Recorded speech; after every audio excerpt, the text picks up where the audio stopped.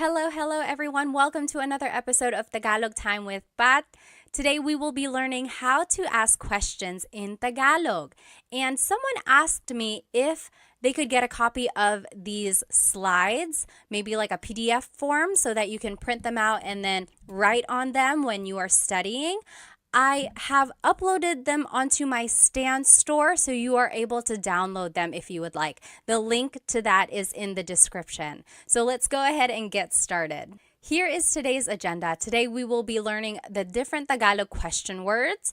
Then we will be learning how to use them to make a question formation. We will also be practicing some Tagalog responses and learning some common questions and then doing a lot of practice questions as well. So go ahead and grab a piece of paper and something to write with so that we can get started. So here are some Tagalog question words. There are a lot, and then we're going to be talking about them and then some variations as well. So let's just go through them. They don't have the translation just yet, but as we go through them, the translation will pop up as well. So, ano, bakit, saan, kailan, sino, kanino, paano, ilan, alin, and ba. So these are all of the question words that we're going to be talking about today. The very first question word that we're going to learn is ano. So that means what? Ano. If you have ever heard a native Tagalog speaker, they might sometimes say ano as a filler in their conversation. Like if they can't think of the word, they say yung ano, yung ano. So it's like sometimes it can mean or the thing, but technically it means what. So here are the different ways to use ano in a question. So ano, then the word ang, then a noun. So for example, ano ang pangalan mo? What is your name? Ano ang pangalan mo? And I underlined pangalan because that's the noun.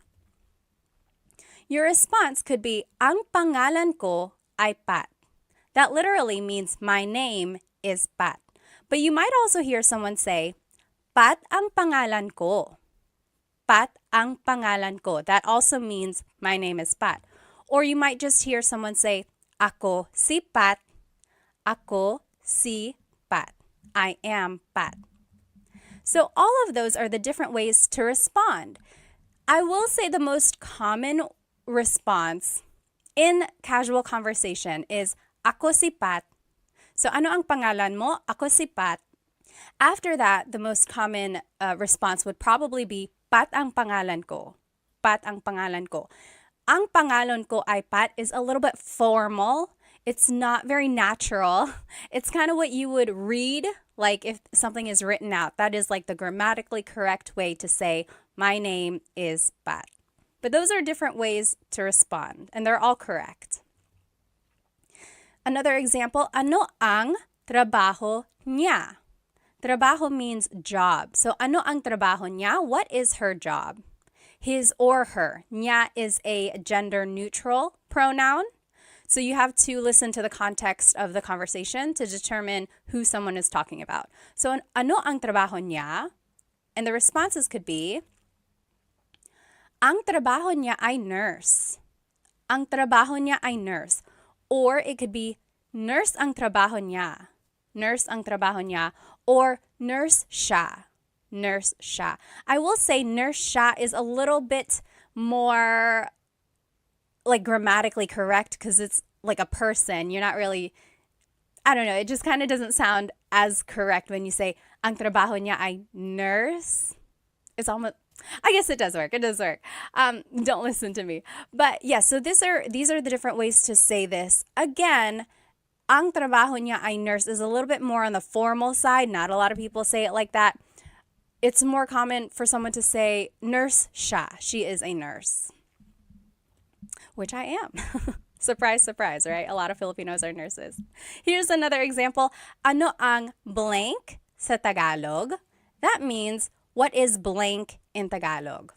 What is blank in Tagalog? This is a good question to know while you are learning Tagalog vocabulary. If you see something and you want to be like, oh, what is this in Tagalog? You can say, ano ang blank sa Tagalog? For example, ano ang dog sa Tagalog? the answer would be, dog sa Tagalog ay aso.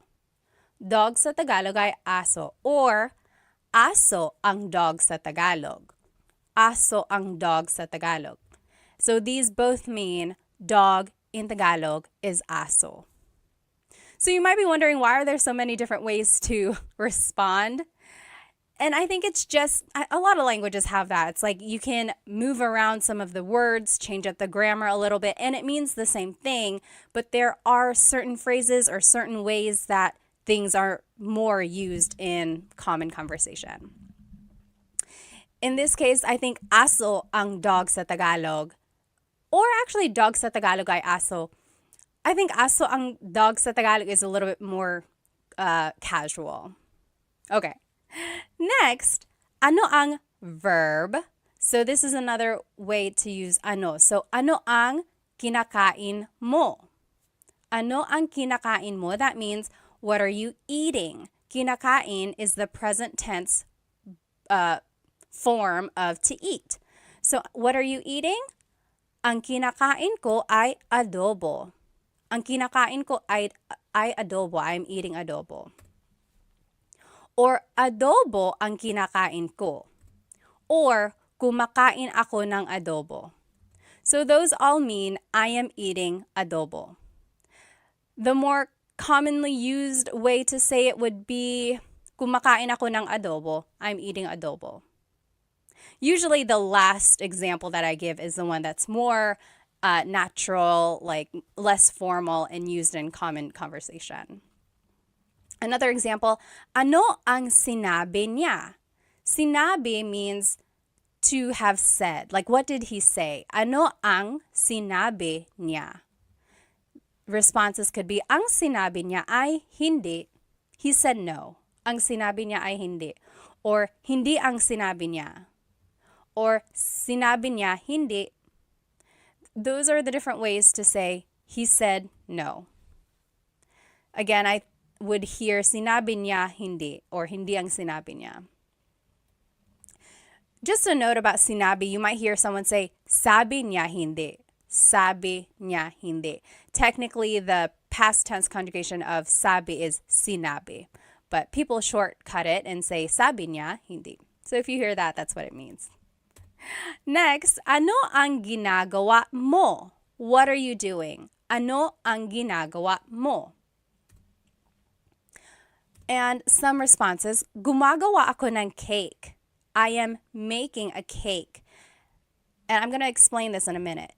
Nanonood ako ng TV. I am watching TV. So why did I respond this way to this question? Gawa means to make or to do. So if someone asked you, ano ang ginagawa mo? They could be asking, what are you doing? And I responded, nanonood ako ng TV. I'm watching TV. Or if someone asks, ano ang ginagawa mo? That could also mean, what are you making? So I responded, gumagawa ako ng cake. I'm making a cake.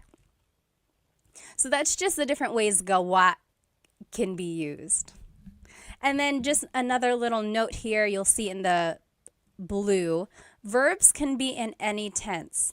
So when you are using ano with a verb, it could be asking about what someone did in the past, what someone is doing currently, or what someone will be doing tomorrow or in the future. So verbs can be in any tense. And if you need a review of the different ways to conjugate verbs in Tagalog, go ahead and watch my previous videos. I have a video just for present tense conjugation, and then the video after that is for past and future tense. Once you get the patterns down, it's just a matter of learning new vocabulary and trying to remember the different ways they're conjugated. Okay, so here are the different uses for ano. So, ano na means what's up. Na is an emphasis word, or sometimes it means already.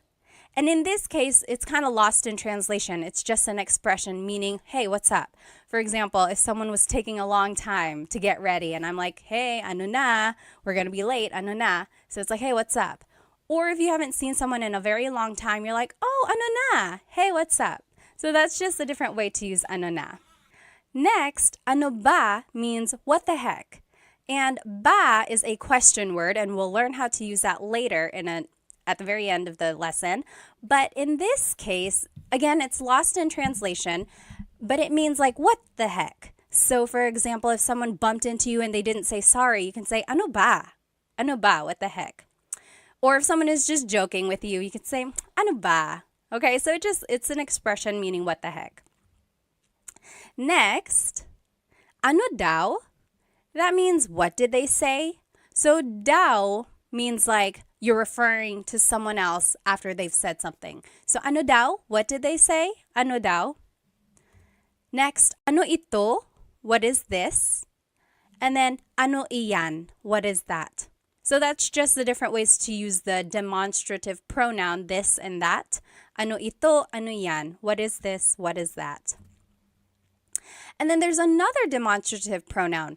Ano yun? Ano iyon? So what is that over there? So what is this? What is that? What is that over there? So it's like a little bit farther. That's the difference there. And then anong problema? What's the problem? Anong problema? So the NG at the end there is like ano ang problema. And you can put it together and it would be anong. So anong pangalan mo? That also works. Instead of ano ang pangalan mo, you can put it together, anong pangalan mo? And you will see this happen to a lot of the question words that we'll be learning. Anytime the previous word ends in a vowel, you can usually make this contraction or like putting the words together. You'll see that. Now let's just practice using ano. So on the left side, let me turn off my screen. So sorry. So on the left side here, you will see the rules that we just learned. So ano ang plus a noun. The example was, ano ang pangalan mo? Ang pangalan ko ay Pat. Or Pat ang pangalan ko, or ako si Pat. Again, remember, ako si Pat is the more casual way to respond. And then the next example we learned was ano ang plus a verb. So ano ang kinakain mo? What are you eating? And then those are the responses. Kumakain ako ng adobo. Now what I want you to do is to translate these examples. So they're in Tagalog. I want you to translate them to English. So number 1, what are you cooking? And then I gave you a vocab hint. Niluluto means cooking. Number 2, what is his girlfriend's name? Nobya means girlfriend. Number 3, what is cat in Tagalog? 4, what did Mark and John eat yesterday? Kinain means ate. Number 5, what are you watching? Pinapanood means watching. So let's do number 1 together. What are you cooking? Ano, ang, and then the verb, right? So we're just following this sentence structure number 2. Ano ang niluluto mo? Ano ang niluluto mo? What are you cooking? And then a response could be, nagluluto ako ng pansit. Nagluluto ako ng pansit. So this kind of brings in all of the different conjugations that we had learned in the previous lessons. So try to remember how to conjugate them. And I'm just thinking here, I guess it can be a little bit confusing because in the question, it's conjugated as niluluto.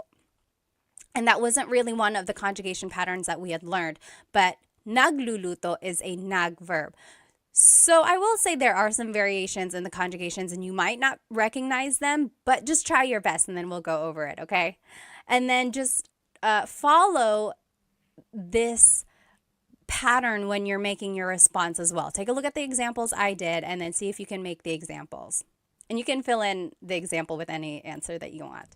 So go ahead, pause the video now, and then you can come back and we will go over these questions.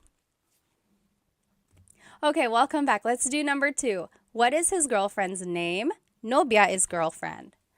Ano ang pangalan ng nobya niya? So we learned ano ang pangalan mo. Now if you want to talk about someone else, you would have to add ng nobya niya. Nang means of. So nobya is girlfriend, niya is his. So what is the name of his girlfriend?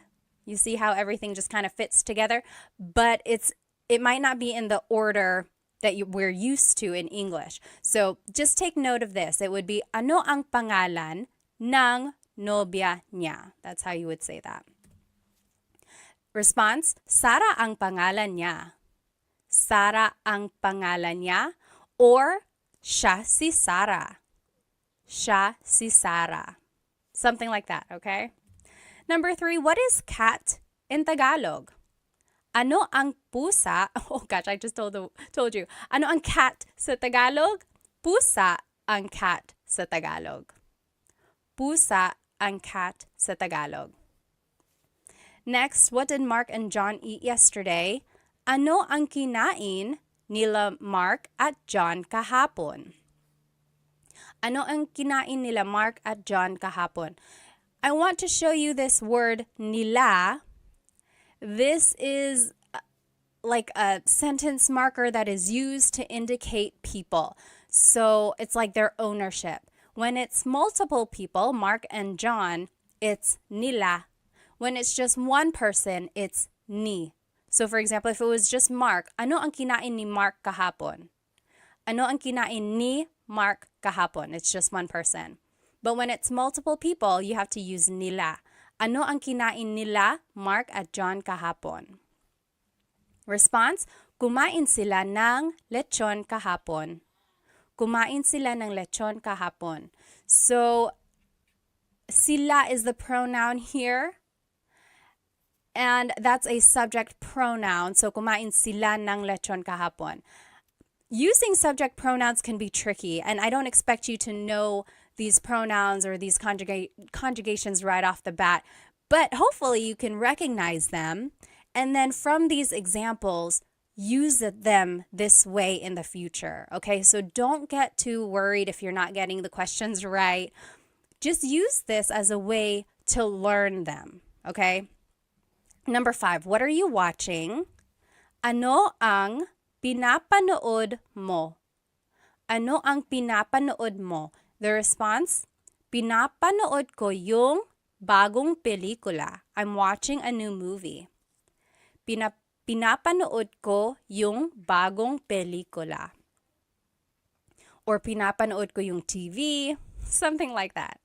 You might also hear someone say, nanonood ako ng TV. So we learned in the previous lessons, nanonood or manood means to watch. But this one is pinapanood, and it's focusing more on the object. So the movie or the show, pinapanood. Okay.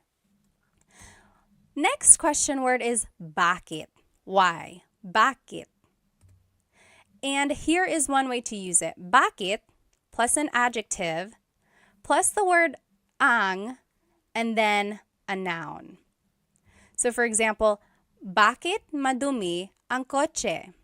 Bakit madumi ang kotse? Why is the car dirty?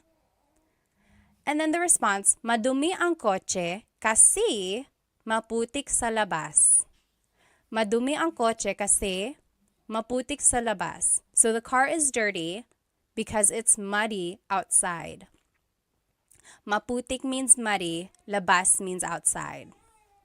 Okay, and then another example is, bakit mainit ang cellphone ko? Why is my cell phone hot? Bakit, mainit is an adjective meaning hot, ang cellphone ko. And then a response, mainit ang cellphone ko dahil masyado kong ginagamit. My cell phone is hot because I'm using it too much. So hopefully you can see here the pattern that we are following. Bakit goes first, and then it's the adjective, and then it's the word ang, and then it's the noun. Or you could also do bakit plus a pronoun and then a verb. So bakit ka umiiyak? Why are you crying? Bakit ka umiiyak? Some responses, umiiyak ako kasi nawawala yung aso ko. I'm crying because my dog is lost. Umiiyak ako kasi nawawala yung aso ko. Nawawala means lost or missing. Another example, bakit mo ginawa iyon? Why did you do that? Bakit mo ginawa iyon? Ginawa ko yun dahil mahal kita. I did that because I love you. Ginawa ko yun dahil mahal kita. You might hear me saying yun, as if there's no I, and that's commonly how it's pronounced. You might hear people say, ginawa ko iyon dahil mahal kita, but usually the letter I sound is dropped. And then another way to use bakit plus a verb. Bakit umiiyak si Michelle? So bakit plus a verb, bakit umiiyak si Michelle? Why is Michelle crying? Umiiyak si Michelle kasi nakakalungkot yung palabas. Michelle is crying because the show is sad. Nakakalungkot means it's like feeling sad, makes someone feel sad. Yung palabas, the show. So those are the different ways bakit can be used. And again, verbs can be in any tense, like we saw in ano. I want to point out the different responses that you can say when you're using bakit questions. So because can be kasi, or dahil, or sapagkat. Sapagkat. Okay, so kasi is informal. It is most commonly used. You'll hear it a lot in common conversation. Kasi. Dahil is also used a lot. We saw it in the examples. But it's a little bit more formal. But it can also be used casually. And then sapagkat is very formal. It's rarely used. It's almost like Shakespearean. You'll see it in like writing, or someone might use it maybe to prove a point or something, but it's not used a lot. It's almost like a deep Tagalog, really. So here are those examples again, and you'll see the kasi and dahil. So umiiyak ako kasi nawawala yung aso ko. I am crying because my dog is lost. So there's kasi. And then ginawa ko yun dahil mahal kita. I did that because I love you. So there's the kasi and there's the dahil. And they are used interchangeably, but kasi is more casual, dahil is a little bit more formal, but can also be used casually. Okay? Now, here are the different ways bakit can be used, and it doesn't really have a direct translation. So you might hear, bakit ganito? Bakit ganito? Ganito means like this. So why like this? Or why is this happening? So for example, it's like, oh no, I got a flat tire. I ran out of gas and I'm late for work. Oh, bakit ganito? Why is that happening? Why is it like this? And then bakit ba? Again, there's that ba question word. When it's added to bakit, it's why with emphasis. So maybe someone is annoying you. They're like, hey Pat, hey Pat. And you're like, oh, bakit ba? Why? What do you need? Bakit ba? And then, bakit na naman? Na naman means like, it's a sign of emphasis, or it means like again. Again. So, why again? So, again, maybe someone is pestering you. They're like, hey Pat. You're like, oh, bakit na naman? What now? And then, bakit daw? So, daw again is like, what did they say? So, it's like, why did they say? So, it's like, oh, we can't go in yet. And you're like, oh, bakit daw? Why? Why not? What did they say? So those are the different ways bakit can be used. And just a Taglish tip, I am a big supporter of using Tagalog and English together, Taglish, especially while you are learning Tagalog. So here's one way to do that. Maybe use kasi and then finish your English answer. For example, why are you sad? Kasi I stayed up late why are you tired? And it would be kasi I stayed up late to finish a movie. So instead of saying because, say kasi. And then the more vocabulary you learn, you'll eventually be able to say the whole phrase in Tagalog. Why are you tired? Kasi natulog ako ng late dahil nanonood ako ng movie. Okay, so just insert Tagalog words here and there And then before you know it, you'll be able to say longer phrases in Tagalog. Now I want us to practice bakit. Here on the left side, again, are the different ways to use bakit. So bakit plus an adjective, then ang, then a noun. Bakit madumi ang kotse? Why is the car dirty? Or bakit plus the pronoun plus a verb. Bakit ka umiiyak? Or bakit plus a verb. Bakit umiiyak si Michelle? Why is Michelle crying? Okay, so those are the different sentence structures when using bakit. And just a tip, when you're making a response, you can use kasi or dahil. Remember, that means because. Here are the questions that I want us to translate. So why are you sad? Malungkot, to be sad.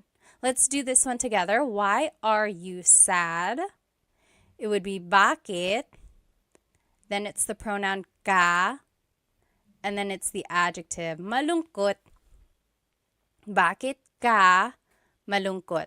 So that kind of falls under the rule number 2. Bakit plus a pronoun. Instead of a verb, it can be an adjective.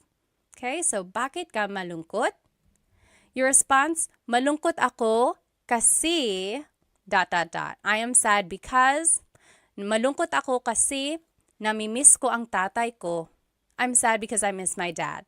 Okay, so you can fill in the rest of your response with whatever you want, but hopefully it starts with this same format. So malungkot ako kasi ... So take a minute, pause the video now, and then we will go back and answer these questions together. Okay, welcome back. Let's start with number 2. Why is Bea laughing? Tumatawa is laughing. So, bakit tumatawa si Bea? Bakit tumatawa? So, there's the bakit, there's the verb. Si Bea. So, it's referring to Bea. Bakit tumatawa si Bea? Tumatawa si Bea dahil Bea is laughing because nanonood siya ng comedy, because she's watching a comedy. Next, why is Sam's car broken? Kotse is car, sira is broken. Bakit sira ang kotse ni Sam? So this one kind of falls under the rule number 1, bakit, and then adjective, and then ang, and then the noun, kotse. And then ni Sam just indicates the ownership of Sam. So, bakit sira ang kotse ni Sam? Response could be, sira ang kotse ni Sam kasi luma na siya, because it's old. Sira ang kotse ni Sam kasi luma na siya. Next, why are the kids fighting? Mga bata is kids, nag-aaway is fighting.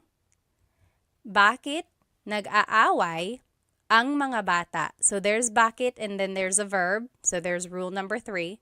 Bakit plus a verb. Bakit nag-aaway ang mga bata? Why are the kids fighting? The response, nag-aaway sila dahil magkaiba ang gusto nilang laruin. They want to play with different things. So a couple things I want to point out. Nag-aaway sila. So instead of repeating mga bata, I just said sila, they. And you can do that. Or you could have said, nag-aaway ang mga bata dahil, like you can repeat it again. Or you can use a pronoun like I did. Nag-aaway sila dahil. And remember, you could have said kasi. So it's interchangeable. You'll see in my answer, sometimes I use kasi, sometimes I use dahil. Magkaiba means different. Ang means is. Gusto is to like. Nilang laruin. They are playing. They want to play with different things. Number 5, why is the house messy? Bahay is house. Magulo is messy. Bakit magulo ang bahay? So this one is just directly following rule number 1. Bakit, then an adjective, then ang, then a noun. Bakit magulo ang bahay? Response, magulo ang bahay kasi the house is messy because nagparty kami kagabi. We had a party yesterday. So if you can recognize the different patterns that were used here, that's kind of where it comes from, these questions. And you can add things afterwards to make it specific, like, is it belonging to someone? Are we talking about a place or something like that? So follow these rules on the left side, and then if you have to, add more information at the end. And then when you're making a response, that is where you choose kasi or dahil, and then bring in part of the question into your response as well. If you have any questions about anything we're learning, please feel free to write it in the comments and I will try to respond. The next question we are going to learn is saan. Saan means where. So saan plus a verb. That's an example of how to use this. Saan matutulog si Bobby? Saan matutulog si Bobby? Where is Bobby going to sleep? A response is matutulog si Bobby sa sala. Bobby is going to sleep in the living room. Matutulog si Bobby sa sala. Now, you might also hear saan plus a pronoun plus a verb. For example, saan ka pupunta? Where are you going? Saan ka pupunta? That should have saan. It just says sa there. Sorry about that. So then the response, pupunta ako sa tindahan. I am going to the store. Pupunta ako sa tindahan. So that's the difference there. If you are talking about someone specific, you would add si and then their name. Saan matutulog si Bobby? Or if you just want to use a pronoun, the pronoun would go right after the question word. Saan ka pupunta? Okay, so those are the different ways to use it. I do want to point out that your response has this word sa. Sa. When the question is saan, the response is sa. Sa is a preposition and it means at a place, but it can mean to or from or something like that. So sa has a lot of different translations depending on the context. In this case, it means at a place or to, okay? Next, there's this question word, nasaan. So it's similar to saan, but it's nasaan. And here are the different ways to use it. Nasaan plus ang plus a noun. For example, nasaan ang CR? CR is comfort room in Tagalog, or in the Philippines, that's what they refer to the bathroom as. Where is the bathroom? Nasaan ang CR? The response, nasa labas ang CR. The bathroom is outside. Nasa labas ang CR. Or you could ask about a person. Nasaan si a person? Nasaan si nanay? Where is mother? Nasaan si nanay? The response, nasa trabaho si nanay. Mother is at work. Nasa trabaho si nanay. Now I want to point out that the responses all start with nasa. Okay, so when the question is nasaan, now your response has to have nasa. So that was a difference that's here. So when it's saan, the response has sa. When it's nasaan, the response has nasa. So just to go over it, when do you use saan? When do you use nasaan? Saan napunta ang cellphone ko? Where did my cell phone go? Versus nasaan ang cellphone ko? Where is my cell phone? Saan always goes with a verb. When you're asking about a verb or something that has happened with like an action, then you use saan. Saan napunta? Saan napunta? The root word of punta means to go. So napunta means went. Where did my cell phone go? Saan napunta? There's the verb. And then the response is sa. Oh, sa kotse. And then nasaan ang cellphone ko? Nasaan plus the word ang plus a noun. So when you're asking about the location of something, then it's nasaan. So it's like nasaan noun. Anytime there's like the ends, try to remember that. So your response has nasa. Nasaan ang cellphone ko? Nasa bag ko. It's in my bag. Okay? So this is just to look at it again. These are the examples we just saw. You might hear someone say asan or saan when they're referring to nasaan. So that's just like a short way to say it. So instead of saying nasaan ang CR, someone might ask asan ang CR? Where is the bathroom? Or they might even just say saan ang CR, even though technically it should be nasaan. So people shorten it, but technically, just so you know, it should be nasaan. Okay? Now let's take a look at this response. Nasa labas. Nasa labas ang CR. The bathroom is outside.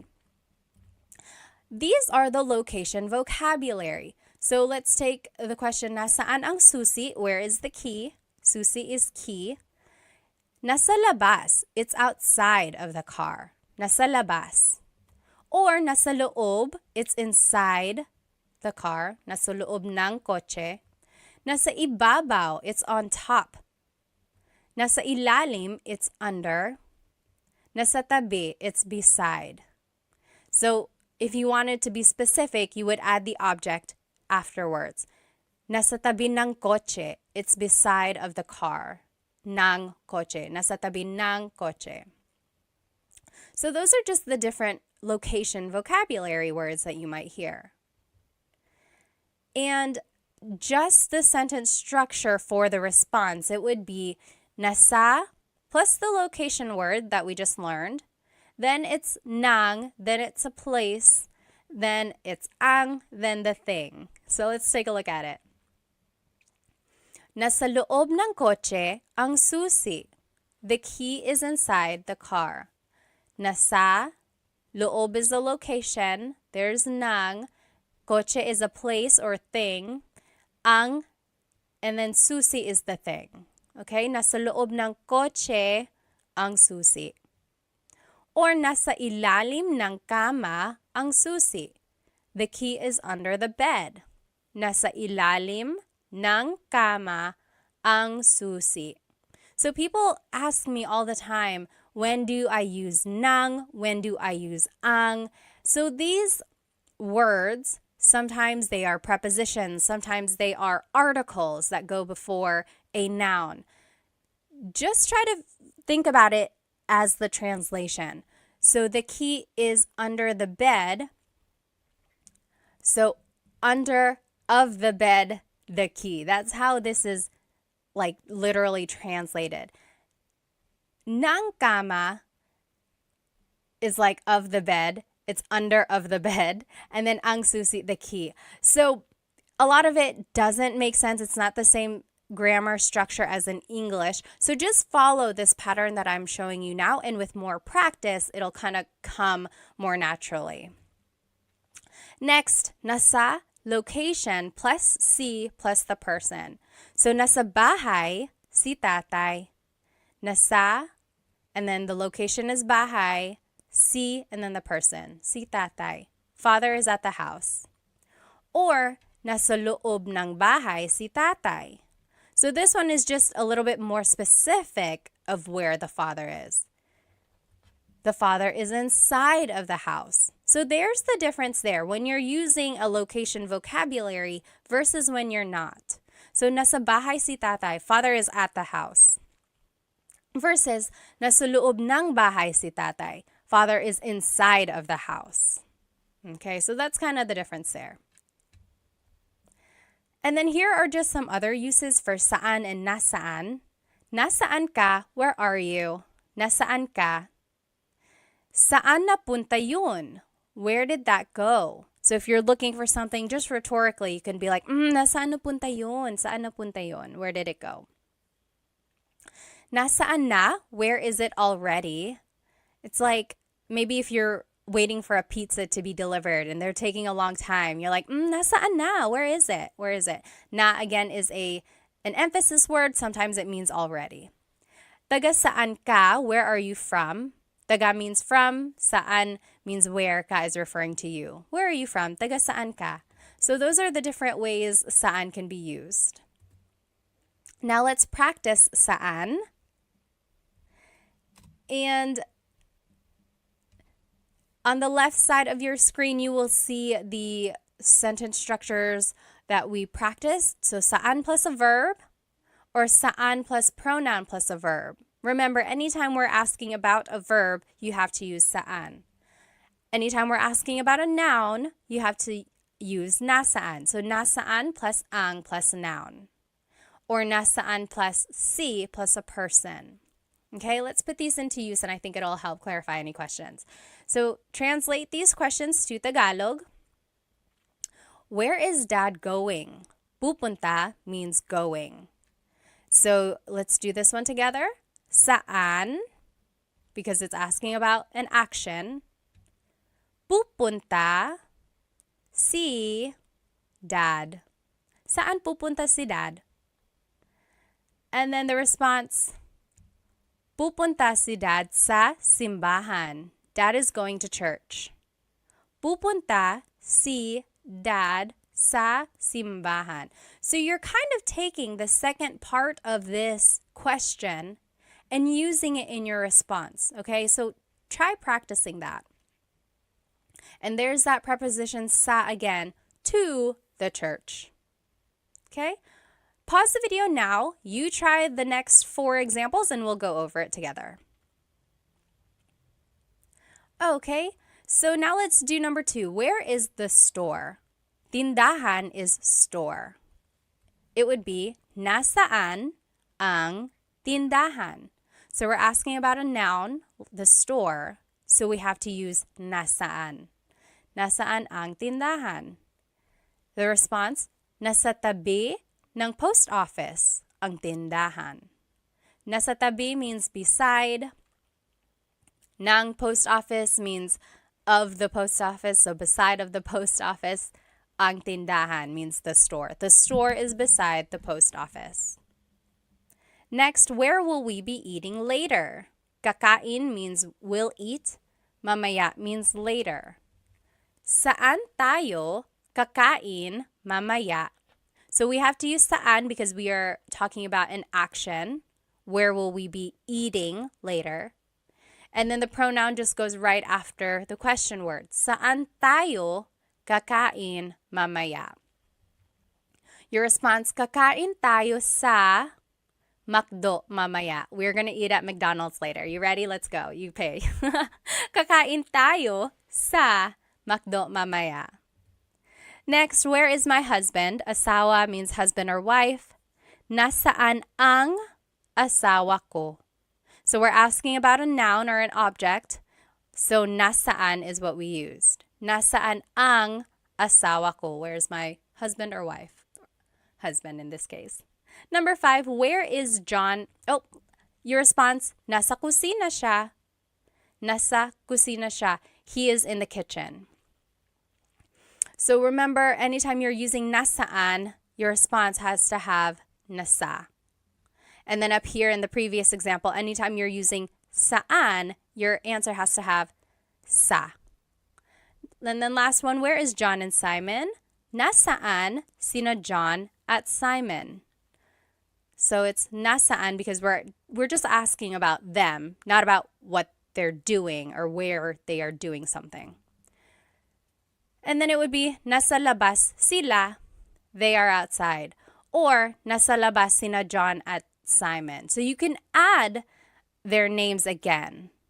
Or you could just add the pronoun. And then I added that here in the number 4 example, nasa kusina ang asawa ko. So you can repeat that part of the question, or you can just use a pronoun. Okay, so up to you. So these are the question words that we have learned so far. Ano means what. Bakit means why. Saan means where. Okay? And this is where we're going. We're going to see what these other ones mean. Now, we're going to talk about kailan. Kailan means when. When. So if you want to use it in a question, it would be kailan ang, and then a noun. Kailan ang kaarawan mo? When is your birthday? Kailan ang kaarawan mo? Sa March ang kaarawan ko. My birthday is in March. Sa March ang kaarawan ko. Kailan ang handaan? When is the gathering? When is the party? Sa Sabado ang handaan. The party is on Saturday. And again, you don't have to add this part at the end. You could just say sa Sabado. Kailan ang handaan sa Sabado? But the longer response, kailan ang handaan sa Sabado ang handaan? Okay, so those are the different ways you can use kailan. There's this word sa again, and in this case, it's being translated as on or at a certain time. So that's where, or that is the leading word in your responses. Next, you can use kailan with a verb. So, kailan aalis si Nadine? When is Nadine leaving? Kailan aalis si Nadine? Aalis si Nadine bukas. Nadine is leaving tomorrow. Aalis si Nadine bukas. So, this is just a phrase, and you use the conjugation patterns that we learned, and then you just answer. So depending on what the question is, just make a statement using that correct tense of the verb. Kailan dumating sina nanay at tatay? When did mother and father arrive? Kailan dumating, so kailan plus a verb, sina nanay at tatay? Dumating sila kahapon. They arrived yesterday. So here, sina is a sentence marker that's indicating mother and father, whereas sila is the pronoun that replaces them. So if we were going to say nanay and tatay in the response, we would use sina again. For example, dumating sina nanay at tatay kahapon.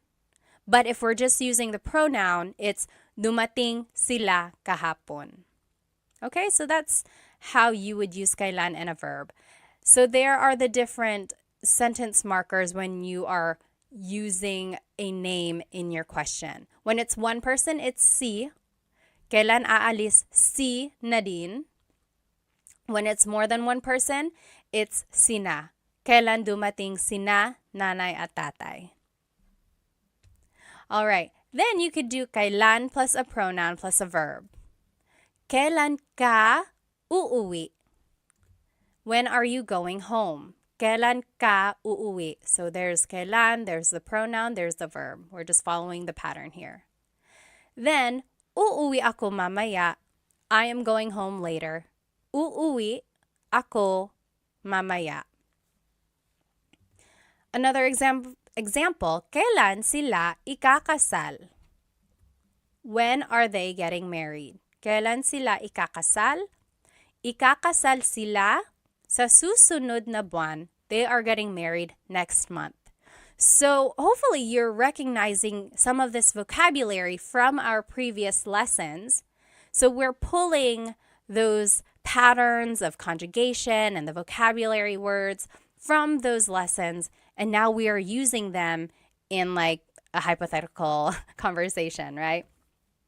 So it's all building on each other. Now I want to show you the responses. The response might have the word nung or sa. We already talked about sa. Let's see what nung means. So nung means something happened in the past. Sa means something will happen in the future. So for example, kailan sila ikakasal? When will they get married? The response, sa susunod na buwan, next month. So sa July or sa June, in June or in July. But sa is thinking of the future. When are they getting married? Next month or in June, in July. So sa is the future. However, nung is talking about the past. So kailan sila ikinasal? So that's the past tense conjugation of to get married. They got married when? Nung nakaraan buwan. So last month. Or nung February, nung January. So last February, last January. So that's the difference there. Sa versus nung. Okay? And there's the emphasis there. And here are just some other ways to use kailan. Kahit kailan, that's just an expression meaning anytime, whenever. So maybe someone is inviting you to eat out for dinner. They're like, oh, when are you available? When can you go out for dinner? You're like, kahit kailan, anytime.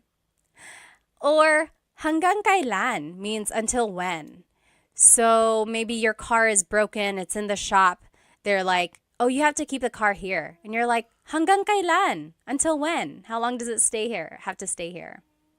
And then next, kailan nangyari yun? When did that happen? Kailan nangyari yun? Nangyari means happened, and then yun means that. Kailan nangyari yun? And then just a pronunciation tip, it's pronounced kailan, kailan, but you will often hear it pronounced kailan, kailan. Kailan ang kasal? Kailan ang kasal? But it's not wrong to hear kailan ang kasal. It's a little bit more formal. Okay. So here are some examples. On the top left here, you will see the kailan rule. So kailan plus ang plus a noun. Kailan ang kaarawan mo? Kailan plus a verb? Kailan aalis si Nadine? Kailan plus a pronoun plus a verb. Kailan ka uuwi? When are you going home? And then here are the examples I want us to practice. Number 1, when is your vacation? Bakasyon is vacation. So let's just follow, I think it would be rule number 1. Kailan ang bakasyon mo? So kailan, then the word ang, then the noun, which is vacation, and then the pronoun. Kailan ang bakasyon mo? The response, sa susunod na linggo ang bakasyon ko. Next week. My vacation is next week. So a couple things I want to point out in the response. It should have the word sa because it's talking about the future, right? It will be next week. So there's sa. And then just try to remember how to phrase things. And if you weren't able to watch or if you don't remember the past lessons, just go from here and just copy my sentence structures. Okay, so moving forward when you answer these questions, see if you can follow these sentence structures. Okay, so go ahead and pause the video now and then we will go over the examples in just a minute. Okay, so number 2, when are you leaving? Aalis means leaving. Kailan ka aalis? That's just rule number 3. Kailan plus the pronoun plus the verb. Kailan ka aalis? The response, aalis ako sa Lunes. Aalis ako sa Lunes. So there's sa because it's a future action. Number 3, when did Tony come back? Bumalik means came back. Kailan bumalik si Tony? So this is rule number 2. Kailan plus a verb. Kailan bumalik? And then you add si Tony. The response, bumalik si Tony kahapon. He came back yesterday. Bumalik si Tony kahapon. Number 4, when did you buy that? Binili means bought. Kailan mo binili yan? Kailan mo binili yan? So that's rule number 3. Kailan plus the pronoun plus the verb. Kailan mo binili yan? Binili ko yan nung isang linggo. Or binili ko ito nung isang linggo. I bought that last week or I bought this last week, depending on how you want to answer your question. Number 5, when are you going to sleep? Matutulog means will go to sleep. So, kailan ka matutulog? This is just rule number 3. Kailan plus a pronoun plus a verb. Kailan ka matutulog? Matutulog ako mamaya. Matutulog ako mamaya. I know it can get a little tricky figuring out which structure to use, and then when there's a pronoun or when there's like added information that has to be added to the end. I know it can get tricky, but use these examples to see the patterns in use and then try to use them in the future. Okay, so don't get bogged down if you're not getting the answers right. Really just use this as another form of learning, right? It's okay if it's not correct yet, but I want you to see how they are being used. Okay, so the next question word we are going to learn is sino, and that means who. Sino. So these are the different ways sino is used. Sino plus the word ang, then it's a verb, a noun, or an adjective. So it's easy because you just have to use sino ang, and then you just fill in the end with a verb, noun, or an adjective. Sino ang kumakanta? Singing. Who is singing? Sino ang kumakanta? Ang kumakanta ay si Mario. Si Mario ang kumakanta, or kumakanta si Mario? Si Mario. I wanted to show you all the different ways a response could be made. So, sino ang kumakanta? Who is singing? This first example is formal. Ang kumakanta ay si Mario. This next one is a little bit formal as well. Si Mario ang kumakanta. Si Mario ang kumakanta. That's kind of formal. This one is casual. Kumakanta si Mario. Mario is singing. Kumakanta si Mario. And then this last one is just a short answer. So, si Mario. Who is singing? Mario.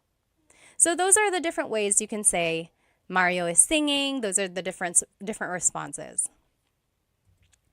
And then there is the word that has to be in the answer. Si. Because we're asking about a person, your answer has to have si or sina if it's more than one person. We'll see that.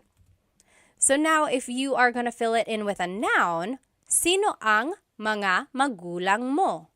Mga magulang means parents. Sino ang mga magulang mo? Who are your parents? Ang mga magulang ko ay sina John at Mary. So that's what I was just saying. Si is for one person, sina is for more than one person.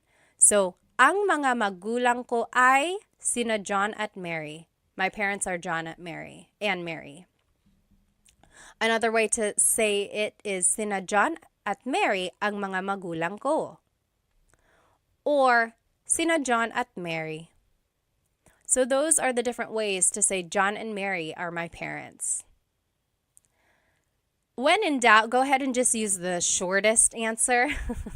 I don't want you to sound redundant, and then I also don't want you to have to think of too many vocabulary words or an extended sentence structure. So just answer it with the shortest answer because it's still correct. Sino ang mga magulang mo? Sino John at Mary. And then, if it's an adjective that you're asking about, it would be sino ang, and then the adjective. Sino ang pagod? Pagod means tired. Who is tired? Sino ang pagod? Ang pagod ay ang mga bata. The kids are tired. Ang pagod ay ang mga bata. That one's formal. Next, ang mga bata ang pagod. Ang mga bata ang pagod. That is also formal. Or, pagod ang mga bata. Pagod ang mga bata. That one is casual. That is what I would say a lot more than the other two. And then the short answer, ang mga bata. Sino ang pagod? Ang mga bata, the kids. The kids are tired. So those are the different ways to say the kids are tired. Now, let's take a look at the responses. Si and sina. Si is for one person. Sina is for multiple people. So an example, kumakanta si Mario. Si Mario, because it's just one person. Versus kumakanta sina Mario at Jane. Mario and Jane are singing. So sina is used because there's more than one person. Now you can also respond with a pronoun. So sino ang pagod? Who's tired? You can say, ako, me, ako. Or sino ang pagod? Siya. Him, he is, siya. Sino ang pagod? Ikaw, you. You are tired, ikaw. So you can just respond with a pronoun. So I would say that, like, sino ang pagod? Ako. Just say ako. Keep it easy, right? And then here are the different pronouns. So ako is I, siya, he or she, so that's gender neutral. Sila, they. Ikaw, you, singular. Kayo, you all, plural. Tayo is we inclusive, that's you and me, all of us. We are all tired. Maybe we all ran a race together. We are all tired. Pagod tayo. And then pagod kami, me and my husband Chris, we ran. Only us, we did. So pagod kami, we are tired. Not you. I'm just telling you about it. Okay? Now here are other ways sino is used. Sino siya? Who is he? Who is she? Sino siya? The response, siya si Pat. She is Pat, or that is Pat. Sino ito? Who is this? Sino ito? Ito si Pat. This is Pat. Ito si blank. Sino yun? Who's that? Sino yun? Yun si Pat. That's Pat. Or sino ka? Who are you? Sino ka? The response, ako si Pat. Now, I do want to say, you really shouldn't say sino ka if you want to be polite. Sino ka is kind of rude or just a little blunt. Like, sino ka? Who are you? So it would be more polite to say, sino po kayo?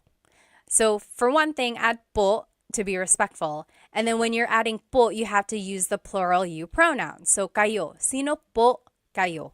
That's a lot more polite instead of saying sino ka. If you want to ask, who are you again? Sino po kayo? And then just a pronunciation tip. If you have sino ang in a question, you might hear sinong.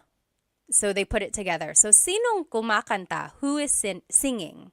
Sinong kumakanta? Instead of sino ang kumakanta, it's sinong kumakanta. Okay? Now let's practice some translations when we're using sino in a question. So sino ang plus a verb, noun or object or adjective. And here are the examples there. And let's do number 1 together. Who is taking a shower? Naliligo means to take a shower or taking a shower. So it would be sino ang naliligo. Sino ang plus the verb. Sino ang naliligo? Easy, right? The response, si George ang naliligo. Si George ang naliligo. Or the simplest answer, si George. Si George. But you have to add si or si na because that is the indicator of a person. You have to add that in your response. So go ahead and take a minute, pause the video now. You finish the examples and then we'll go back and do them together. Okay, welcome back. Let's do number 2. Who is your sibling? Sibling in Tagalog is kapatid. Sino ang kapatid mo?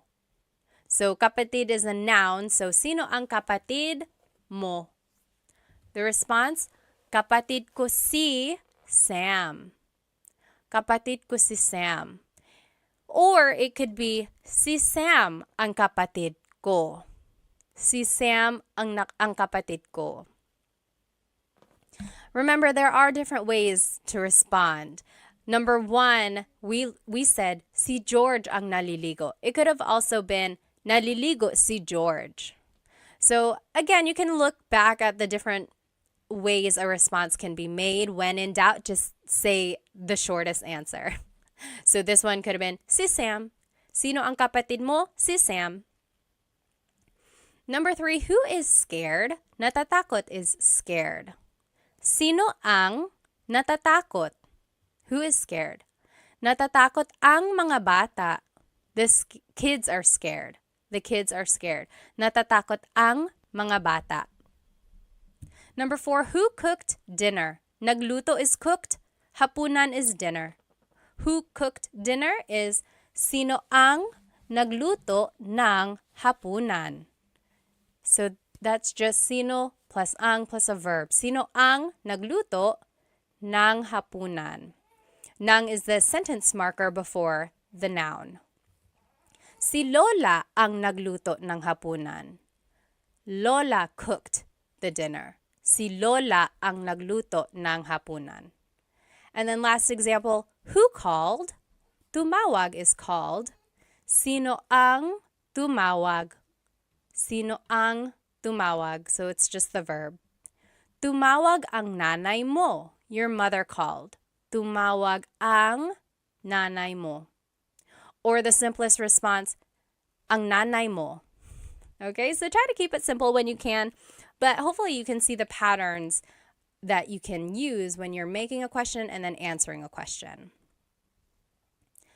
All right, the next question word that we are going to learn is kanino. Kanino means whose. Kanino. It could be used like this. Kanino, then the word ang, then the noun, then na, and then an adjective. I know that's a lot. Let's take a look at it in action. So, kanino ang sombrero na itim? Whose black hat? Kanino ang sombrero is hat, na itim. Itim means black. Now the response. Kay Jacob ang sombrero na itim. The black hat belongs to Jacob. And I want to move forward, and then we're going to go back and make everything make sense. Okay, so the next sentence structure or question structure would be kanino ang plus the noun plus na, and then a demonstrative pronoun. So it's similar to this previous structure. Instead of an adjective, though, it's going to be a demonstrative pronoun. So kanino ang sombrero na ito?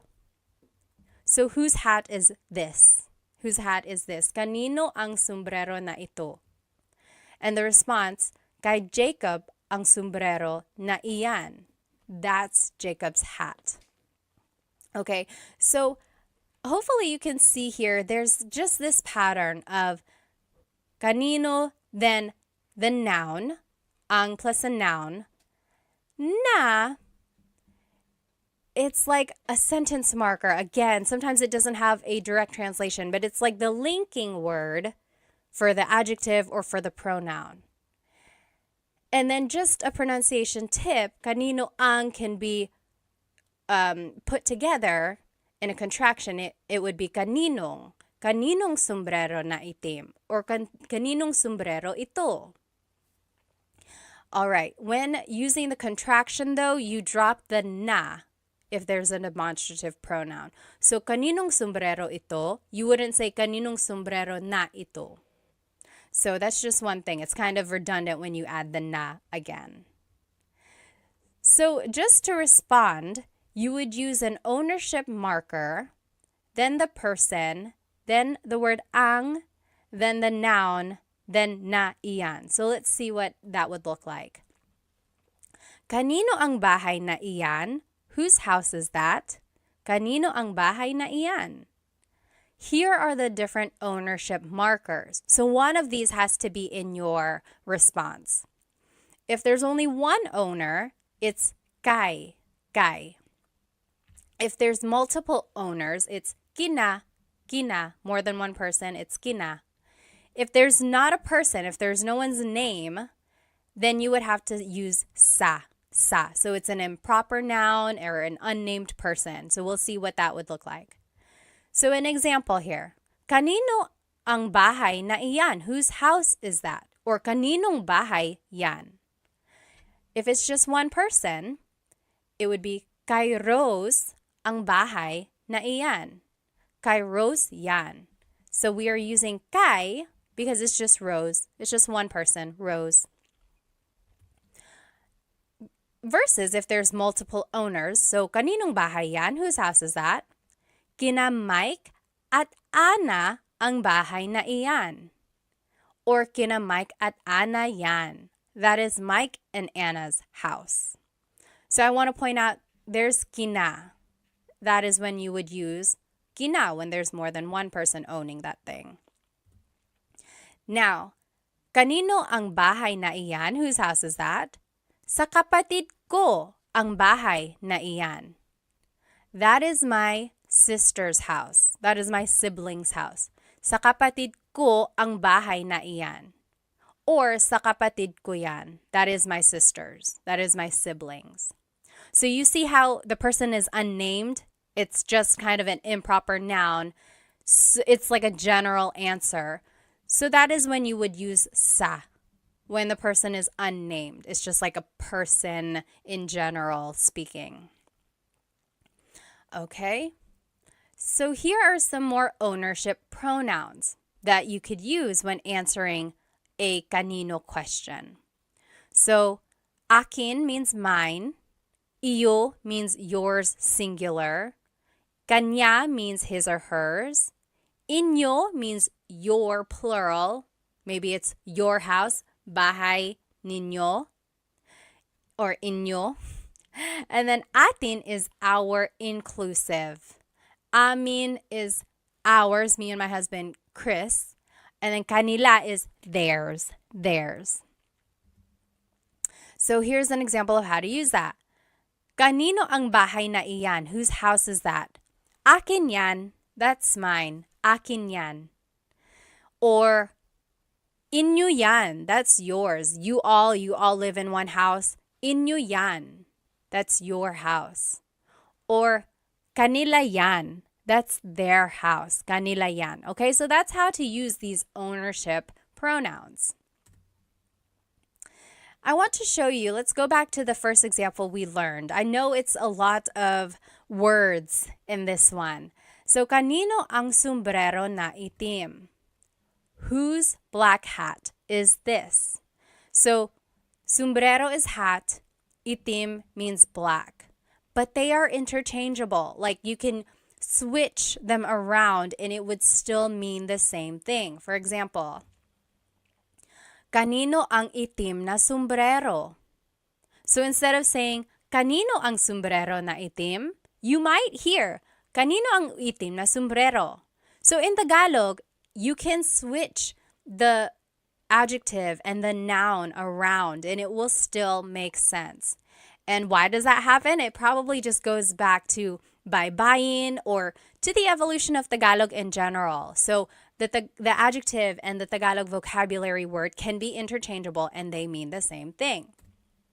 Another example, kanino ang sombrero na pula? Pula means red. So whose red hat is this? You can switch it up and it could be kanino ang pula no sombrero. So we just switched it.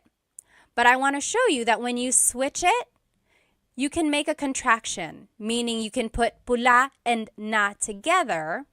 And now it would be kanino ang pulang sombrero? Whose red hat is this? Okay, so those are the two things I want you to get out of this slide. First, you can switch the adjective and the noun. So you can switch them in the question and it will still make sense. Second, when your adjective ends with a vowel like pula, then you can make the contraction. Add ng to the end. Instead of saying pula na sombrero, it's pulang sombrero. Pulang sombrero. We can't do that with the word itim because it ends with a consonant. There's nothing to put together. It would still have to stay itim na sombrero. Okay, so to respond to this question, kanino ang sombrero na pula? It would just be, kay Mary ang pulang sombrero. That is Mary's hat, or that hat belongs to Mary. Kay Mary ang pulang sombrero. Okay, so your response has to have the ownership marker, kay, because it's one person, and then you can add the rest of the phrase. But remember, your simplest answer would be kay Mary, kay Mary. Now, let's practice using kanino in a question. So, kanino ang plus a noun plus na plus the adjective. Or kanino ang plus a noun plus na plus a demonstrative pronoun. Kanino ang sombrero na ito versus kanino ang sombrero na itim. And then the response has to have the ownership marker. Remember, kay or kina or sa.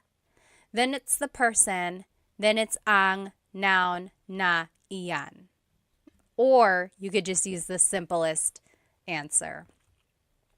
Let's take a look at these examples. Whose house is the big one?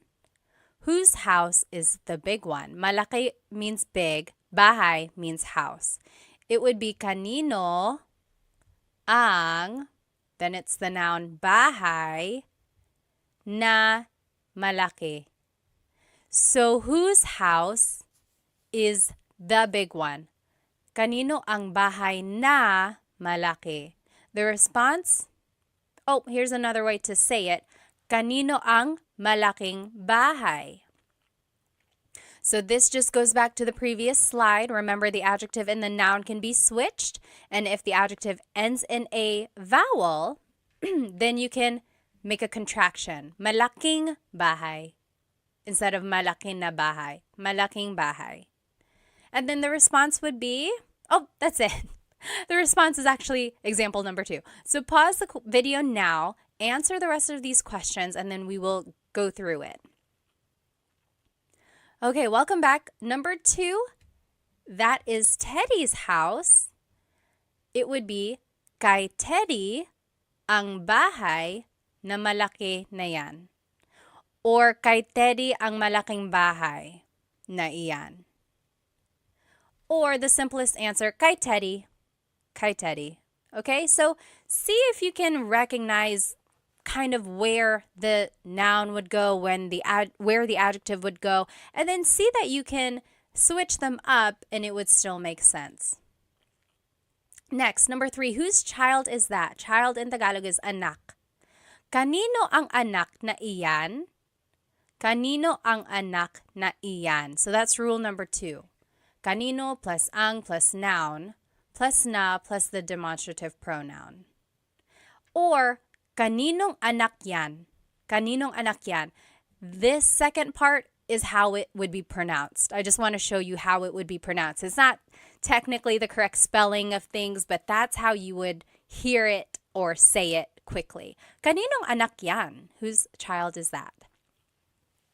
Number 4, that is Chris and AJ's child. Kina Chris at AJ ang anak na iyan. Kina Chris at AJ ang anak na iyan. I want to point out kina, that is the ownership marker that you use when there's multiple people. And then the short answer, kina Chris at AJ. Kina Chris at AJ. Number 5, whose cell phone is this? Kanino ang cellphone na ito? So that's following sentence structure number 2. Kanino ang, the noun is cell phone, na, ito is the demonstrative pronoun. And just quickly speaking, someone might say, kaninong cellphone ito? Kaninong cellphone ito?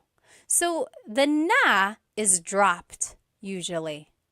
Whenever someone is speaking quickly, the na is dropped. But I want to point out that technically there is a na. I don't think I would be a very good teacher if I didn't tell you the correct technology, like the technically correct way to say these things.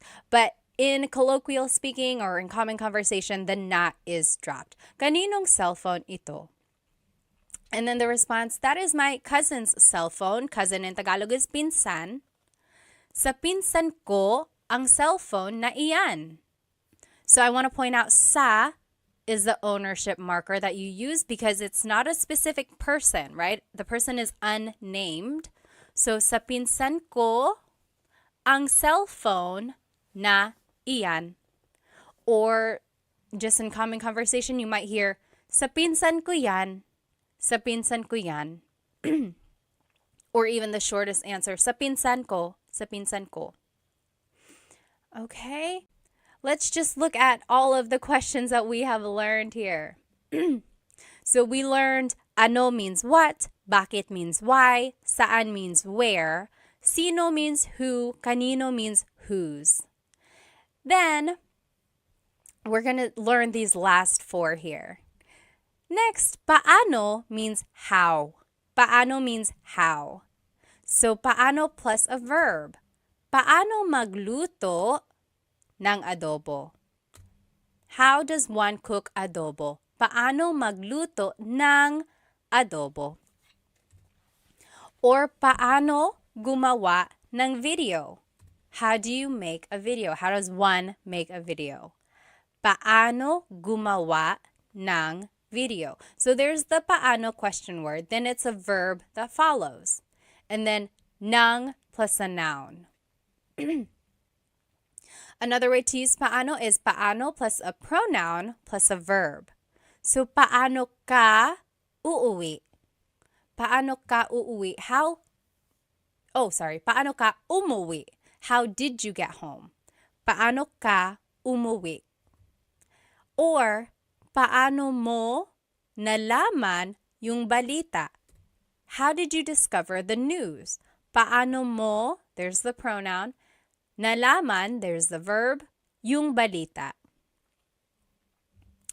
And just to note, there's no particular response formation for these paano question words. There's no pattern or anything like that, because your answers will just be a statement using the appropriate tense of the verb. So just answer as if it's a statement, right? So that brings in all of our conjugation patterns and using the correct pronouns and things like that. So just make a sentence with what you know. Now I want to show you this other question word. We learned paano, but there's also gaano. This also means how, but in a different sense. For example, gaano plus an adjective plus ang plus a noun. For example, gaano katangkad ang anak mo? Even if you've never heard the word katangkad, but you know the word matangkad. Matangkad means tall. Hopefully you can kind of maybe guess that this is asking about the height of someone's child, right? So, gaano katangkad ang anak mo? How tall is your child? Let's see another example. Oh, the answer would be 5'10" siya. He is 5'10". 5'10" siya. Here's another example. Gaano kadalas ka namimili? Kadalas means often. Madalas means often. Namimili means to go shopping. So how often do you go shopping? Gaano kadalas ka namimili? Namimili ako linggo-linggo. I go shopping every week. Namimili ako linggo-linggo. So I want to point out that when it says to use an adjective, we're actually using the adjective with a ka prefix. So technically the adjective is matangkad, tall, matangkad. But when we're using it in a gaano question, we have to use the ka prefix, katangkad. Gaano katangkad ang anak mo? And the ka prefix is a way to show the quality of something. It's asking about the characteristic of that adjective. It's a little interesting. So when we're asking gaano katangkad, it's like asking about that person's adjective or that height. So yes, again, the prefix ka is used when measuring the extent of that adjective. And then just a pronunciation tip, if you happen to see gaano ang something, it's usually put together and it's gaanong. So gaanong katangkad ang anak mo?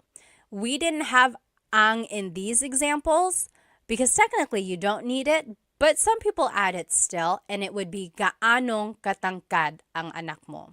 So both of those are correct.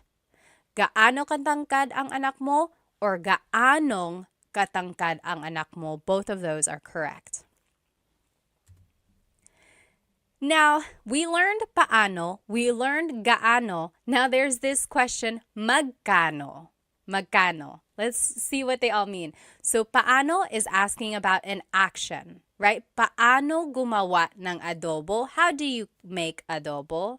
It's asking about the action. Paano mo gumawa? Paanong gumawa ng adobo? Or paano mo nakuha ito? How did you get this? Paano mo nakuha, the action to get, ito. Another way to ask how is gaano, but this is asking about the extent of something. Gaano kabilis ang kotse mo? How fast is your car? Gaano kabilis ang kotse mo? So it's asking about the speed of your car.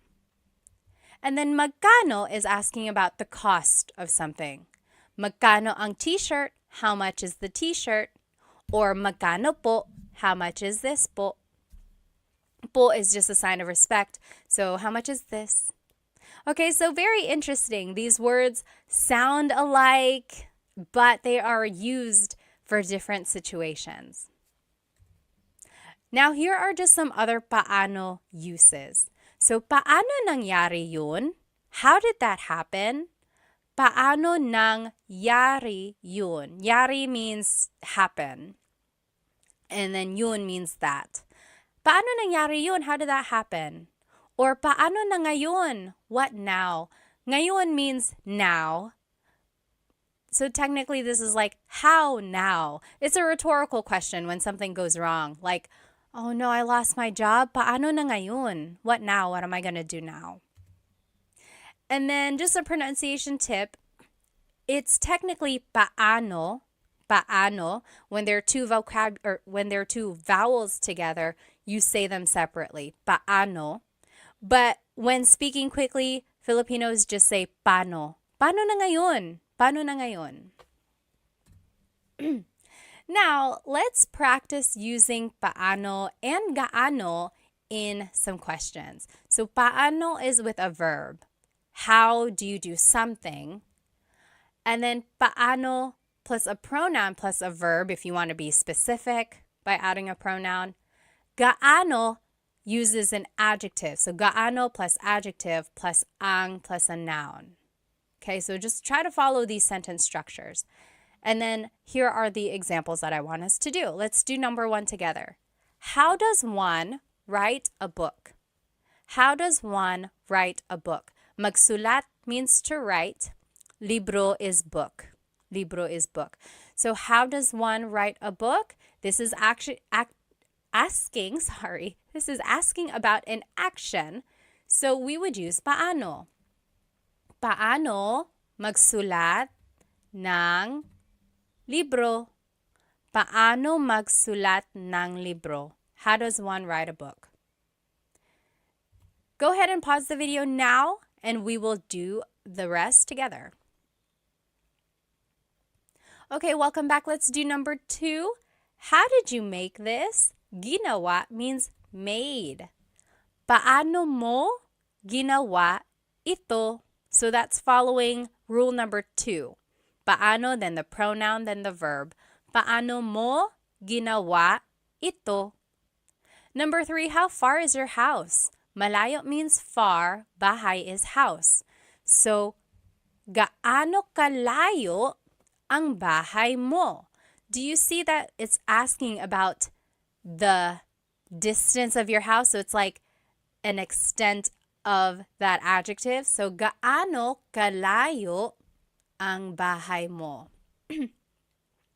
That's why we're using gaano instead of paano, because we're asking about like an adjective related to your house. How did you get that? Nakuha means got. Paano mo nakuha yan? There's no adjective in this question, so we would just still use paano. And that follows rule number 2. Paano mo nakuha is the verb yan. Number 5, how big is their dog? Malaki is big, aso is dog. How big is their dog? So it's asking about an adjective, so we would have to use gaano. Gaano kalaki ang aso nila, their dog nila. And then number 6, how spicy is the food? Maanghang is spicy, pagkain is food. So it's asking about an adjective, the spiciness of it. So it would be gaano kaanghang ang pagkain.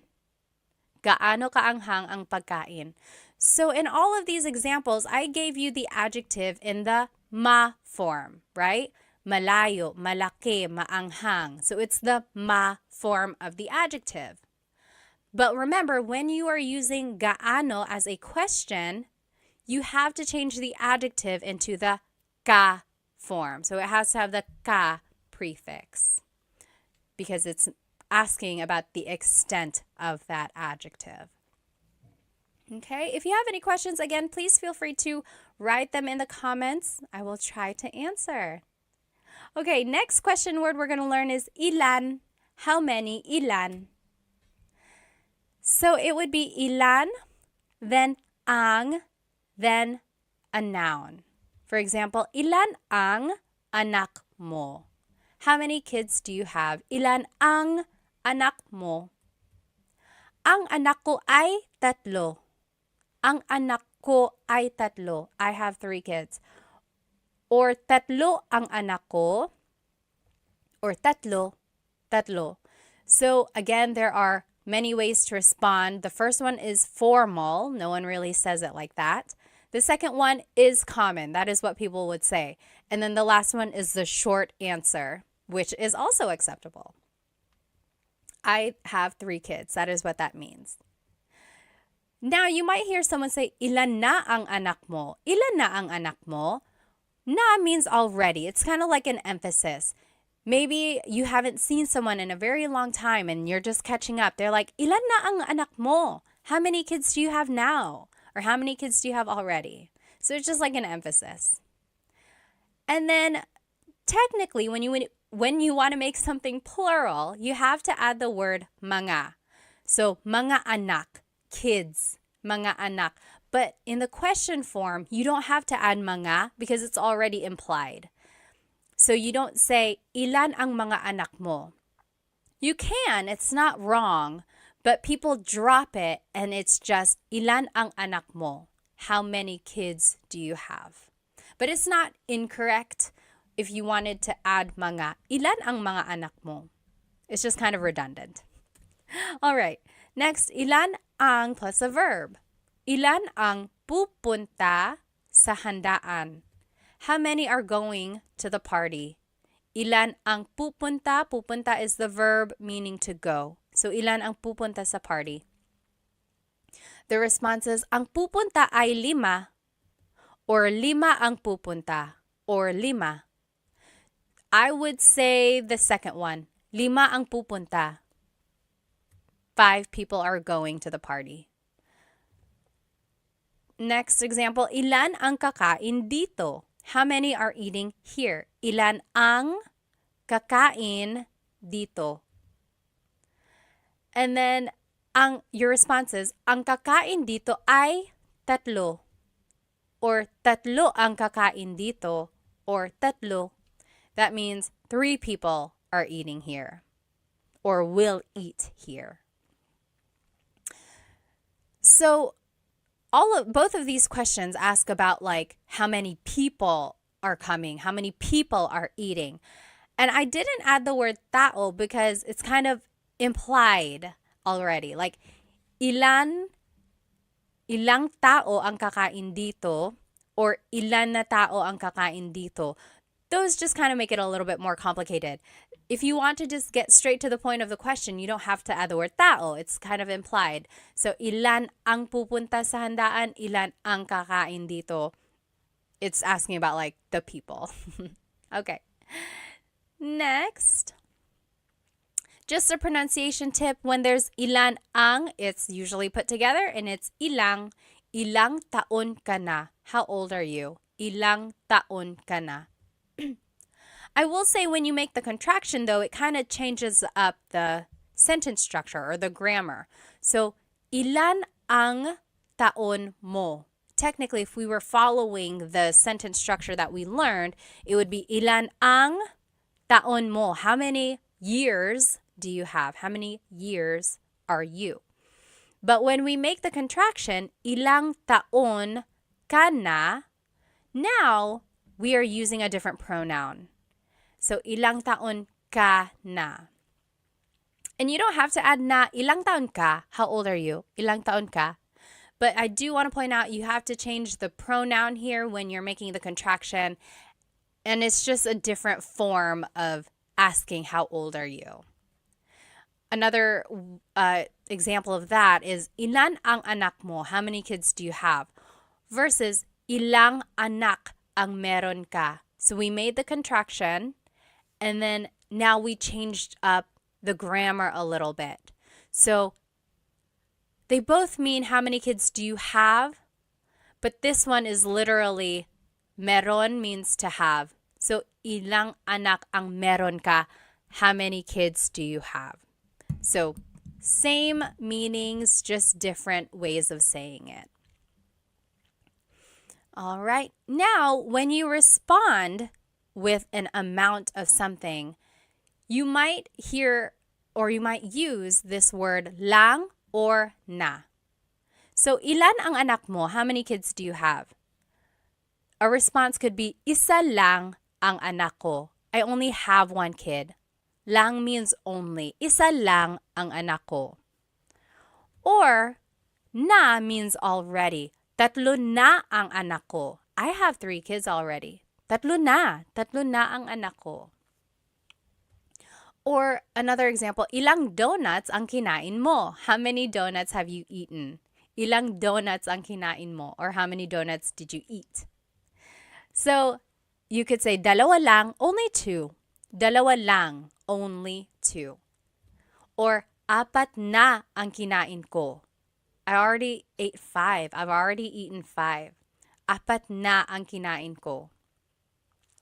So these 2 words kind of show almost like an emphasis, or they just give you an idea of how much or little something is. Only and already. Okay? Now, there are other ways to use ilan. Very interesting. So there's pang-ilan, tig-ilan, and mga ilan. So, pang-ilan is what you use when you're asking about the ranking of something or the order of something. So, for example, pang-ilan ka sa magkakapatid? In what order were you born amongst your siblings? So, were you the oldest? Were you the firstborn? Are you in the middle? Are you the last? Where were you in the order of your siblings? Pang-ilan ka sa magkakapatid? Some responses, panganay ako, I'm the oldest. Panganay ako. Pangatlo ako, I'm the third. Pangatlo ako. Or bunso ako, I am the youngest. Bunso ako. So you'll see the response usually has pang in it because the question has pang. So pang is almost like in which or where. It's just asking about like the placement of things. Okay, so here's another example. Pang-ilan ka sa contest? What place did you get in the contest? Pang-ilan ka sa contest? Here are some examples. Una ako, I was first. Una ako. Pangalawa ako, second. Pangatlo, third. So again, there's that pang prefix that you use to answer when it's a pang question. Very interesting.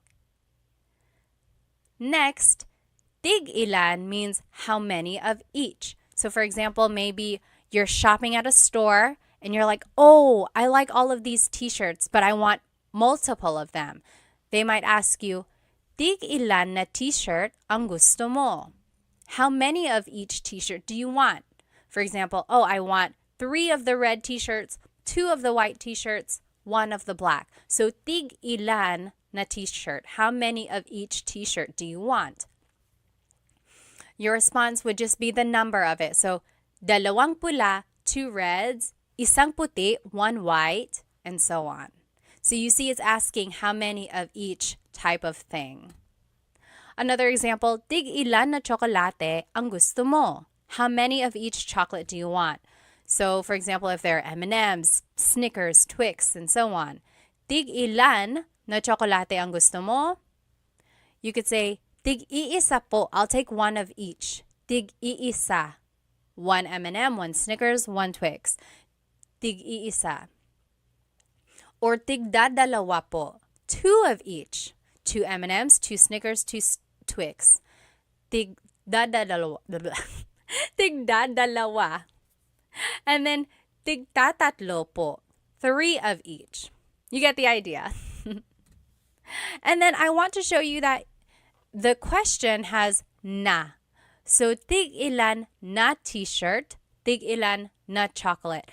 And in this case, na is translating as of.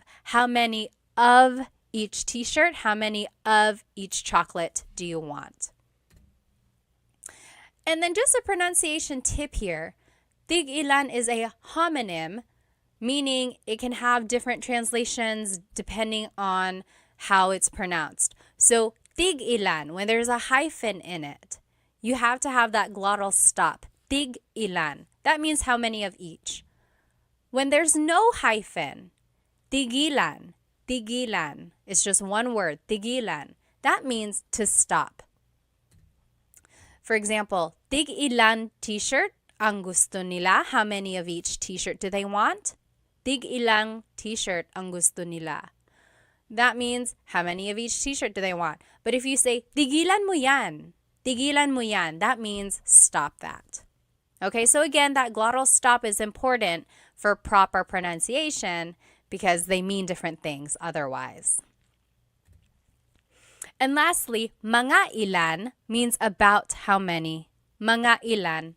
So, mga ilan na tao ang darating? About how many people are coming. Mga ilan na tao ang darating. You could say mga 10 tao or mga 10 na tao. There's the contraction that you can make when the adjective or when the number ends in a vowel. Just add the ng at the end. So about 10 people, mga 10 tao. And up here, I just wanted to show you, you can make a contraction again. Instead of mga ilan na tao ang darating, it's mga ilang tao ang darating. About how many people are coming. So that's just a pronunciation tip. Make that contraction to make it flow a little bit better. Another example, ilan na tao ang darating? How many people are coming? Ilan na tao ang darating? 10. So that's just to show you the difference here. Mga ilan is about how many are coming versus ilan na tao ang darating. This is like definitive. 10 people are definitely coming. Versus mga 10, about 10. Okay, so when you add mga, it's asking about like an estimation. When you don't have mga, it's asking for a definitive answer. And then just another example of mga ilan na oras ang biyahe. Mga ilang oras ang biyahe. About how long is the trip? Mga 3 oras. It's about 3 hours. Mga 3 oras. So there is the na again, and then you can put it together so that it's just ilang. So mga ilang oras ang biyahe or mga ilang tao ang darating. All right. So this is just a review of how to use these different ilan questions. So pang ilan is a ranking question or asking about the order placement. Tig ilan is asking about how many of each. Mga ilan means about how many of something. Okay, now let's practice using ilan in some questions. So on the left side, you will see the different ways to use ilan. Ilan plus ang plus a noun. Ilan ang anak mo? Or ilan plus ang plus a verb. Ilan ang pupunta sa handaan? And here are some examples. Let's do number 1 together. How many cats do you have? Mga pusa is cats. It would be ilan ang pusa mo. Ilan ang pusa mo? Remember, you don't have to add mga, but you can. It's not incorrect. But just to be quick about it, and if you want to sound natural, you don't have to. So, ilan ang pusa mo? Ilan ang pusa mo? How many cats do you have? Pause the video now, and you do the rest, and then we will go over it. All right, welcome back. Number 2, I have 2 cats. Dalawa ang pusa ko. So that's how you would respond to question number 1. I have 2 cats. Dalawa ang pusa ko. Number 3, how many are coming to the house? Darating means coming. So it would be ilan ang darating. So ilan plus ang plus a verb. Ilan ang darating sa bahay. Number 4, 4 people are coming to the house. Apat means 4. So 4 people are coming to the house would be apat ang darating sa bahay. Apat ang darating sa bahay. Remember, the short answer would be apat, apat. Number 5, how many friends do you have? Kaibigan is friends. Actually, kaibigan is friend. Mga kaibigan would be friends. Ilan ang kaibigan mo? Ilan ang kaibigan mo? How many friends do you have?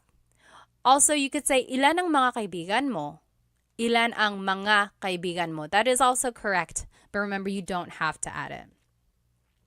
Number 6, I have 10 friends. 10 means 10. 10 ang kaibigan ko. 10 ang kaibigan ko. Or 10 ang mga kaibigan ko. I have 10 friends. All right. Another way to answer this, meron akong 10 mga kaibigan. So I want to show you again, there are different ways to answer.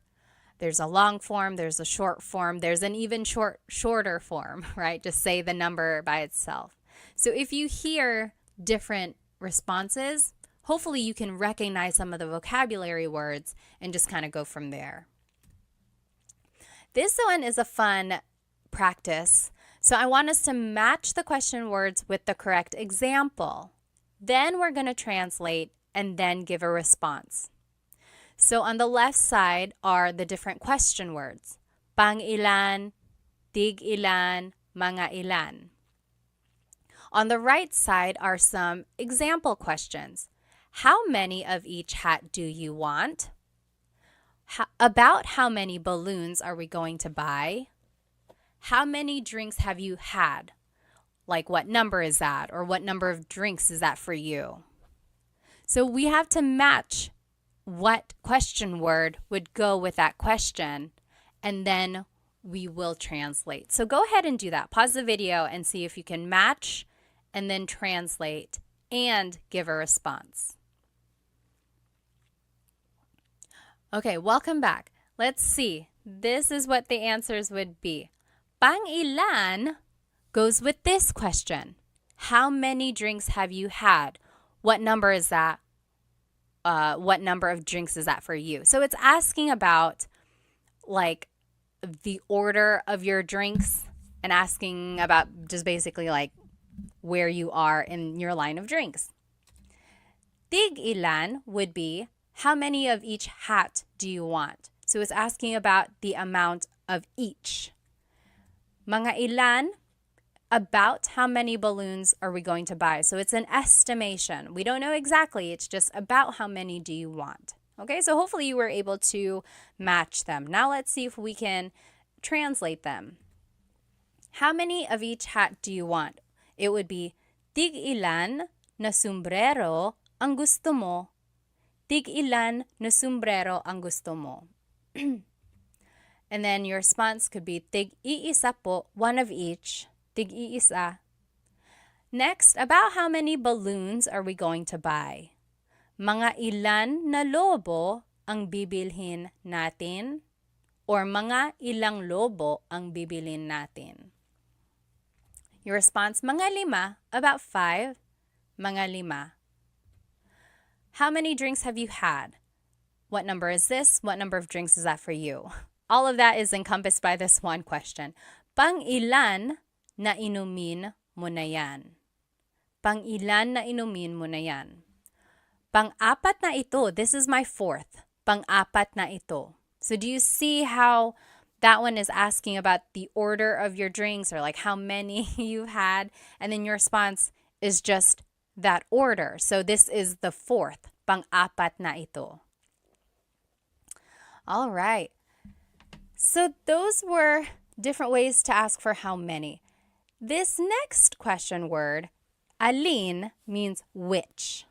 Which. Alin. So alin ang, excuse me, alin ang plus a verb.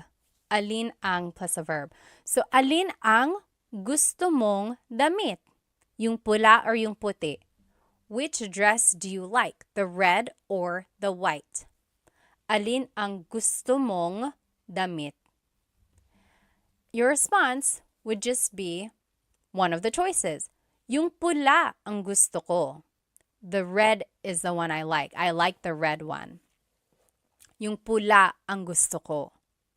Or, yung pulang damit ang gusto ko. If you want to be specific, yung pulang damit ang gusto ko. So, yung pula means the red one. Yung pulang damit means the red dress, specifically. And then I want to point out, mong up here is just mo plus nang put together. So, alin ang gusto mo ng damit? Alin ang kinain mo? Yung cookie or yung cake? Which did you eat? The cookie or the cake? So, there's alin, then ang, then a verb. Alin ang kinain mo? Yung cookie or yung cake? Which did you eat? Your response, yung cake ang kinain ko. I ate the cake. Or, kinain ko yung cake. So those are the different ways you can respond. And then, of course, you can always put things together. So, alin ang becomes aling. So, aling gusto mo? Aling gusto mo? Alin ang gusto mo? Aling gusto mo? Alin plus an adjective. Alin plus ang plus an adjective. Alin ang mas malaki? Yung bahay na pula o bahay na puti? It's kind of hard to see. Oh, there's the white house right here. It's to the left of the red house. So, alin ang mas malaki? Which is bigger? Yung bahay na pula, the red house, o yung bahay na puti, the white house? Mas malaki yung bahay na pula. Mas malaki yung bahay na pula. The red house is bigger. Mas means more, or it's like the part of an adjective.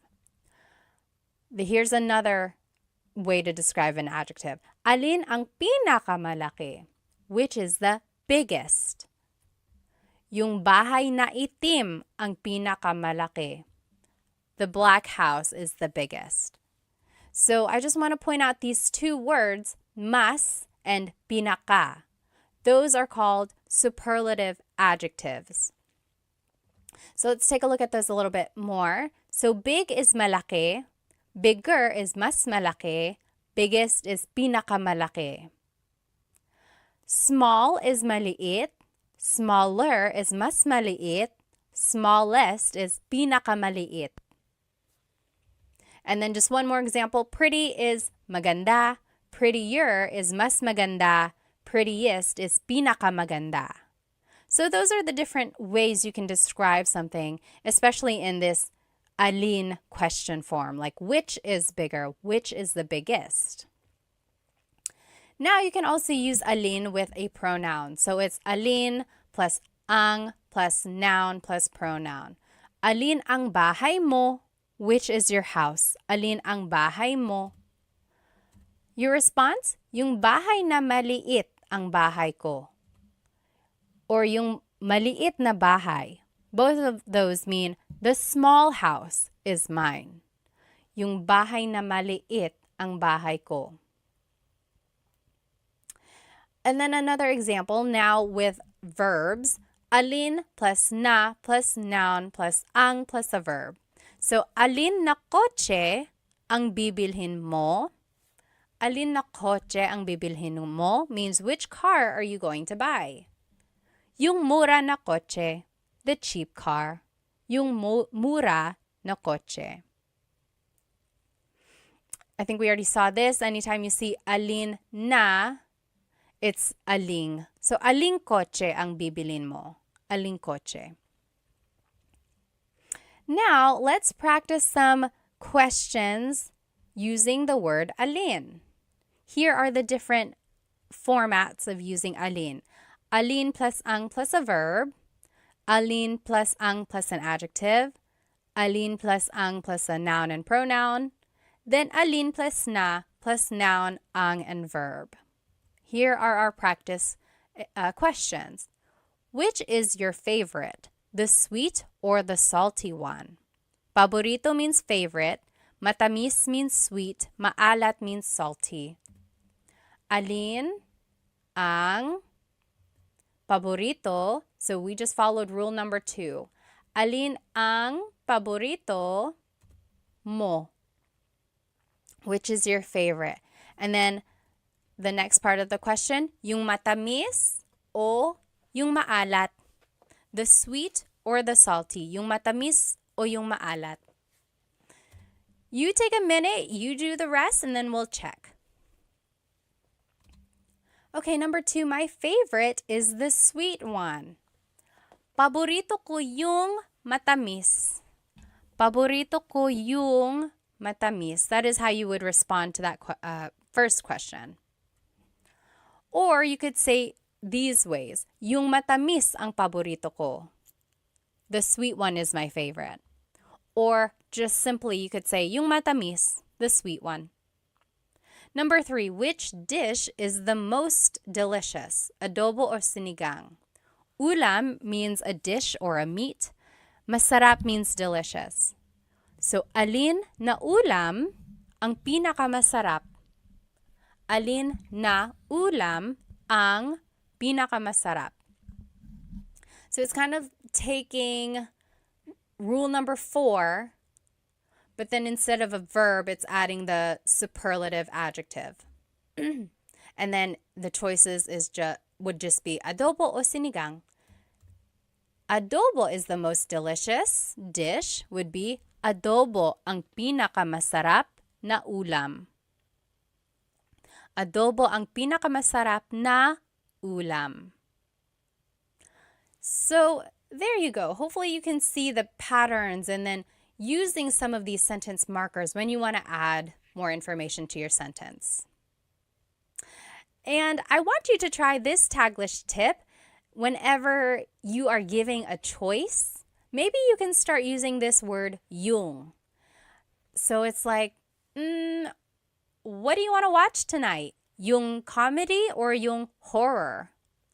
So the comedy or the horror movie. So try using Taglish when you can. So that's one way to do that. So give choices by adding this word yung.